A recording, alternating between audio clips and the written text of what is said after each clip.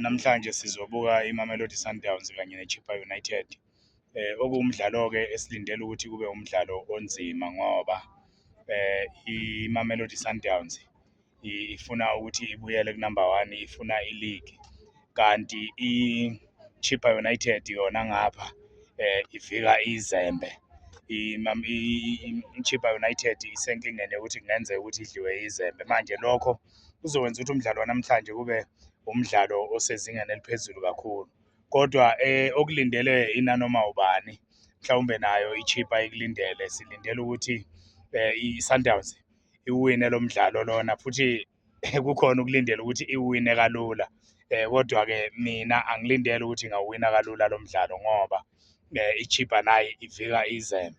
Kodwa mawuthi uyabheka ukuthi iChippa izokwazi ukumelana nalesa sisu, ngoba mawuthi ubheka ku-midfield, uthi ubheka ngapha kukhona ku-Sundowns uMdawu, kukhona uMkwena, uTebogo Mokoena, kukhona uJayden Adams. uJayden Adams ukhontrola kahle kakhulu umdlalo, owenza ukuthi umsebenzi kaMkwena ube lula, ngoba uMkwena uyakwazi ukuthi aye phambili eyoshaya namagoli.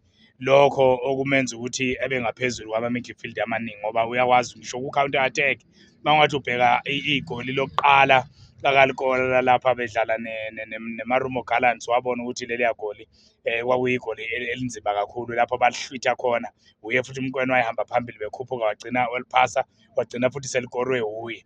uMkwena muhle kakhulu. uJayden Adams uyawukhontrola umdlalo, ugcina i-possession, uyena muntu oqala ama-attacks, iyena muntu ongathi isisu se-Sundowns njengamanje usiphethe.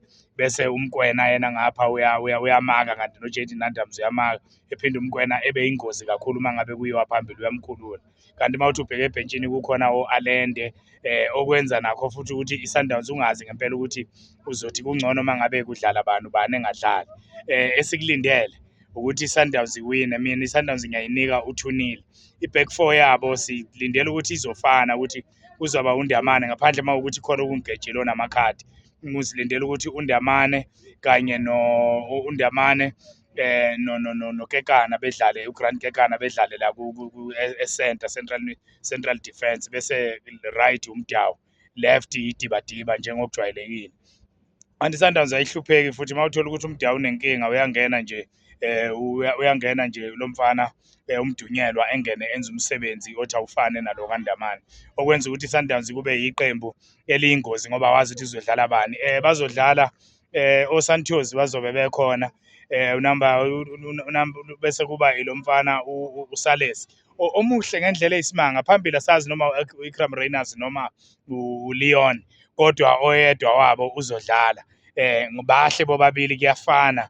uLeon-ke kuvele kusho ukuthi hhayi uqhamuka kwenye indawo, kodwa naye u-Ikram Reyners muhle kakhulu. Esinembuzo ukuthi ngempela ithuba kalitholi ngani kuBafana Bafana.